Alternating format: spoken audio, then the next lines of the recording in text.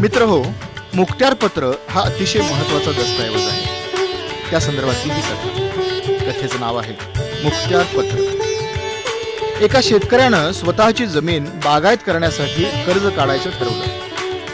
पाईपलाईनसाठी कर्ज प्रकरण करताना अनेक वेळा तालुक्यातल्या बँकेत त्याला हेलपाटे मारावे लागत. तालुक्याच्या गावी राहणारा त्याचा जवळचा नातेवाईक त्याला म्हणाला, मी तुमचं मुखत्यारपत्र लिहून घेतो, म्हणजे तुम्हाला त्रास होणार नाही.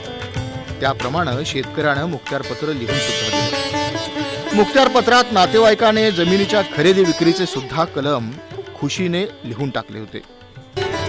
1-1.5 वर्ष उलटलं.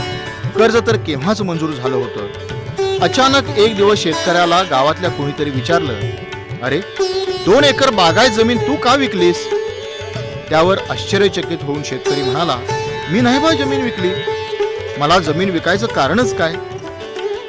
पण चौकशी केल्यावर त्याला कळलं की त्याच्या नातेवाईकानं मुखत्यारपत्राच्या आधारे परस्पर पैसे घेऊन जमीन दुसऱ्याला विकून सुद्धा टाकली होती. शेतकऱ्याला आता मात्र मोठा पश्चाताप झाला. कोणत्याही दस्तावर सही करण्यापूर्वी त्याचा अर्थ काय होतो हे तपासलं पाहिजे.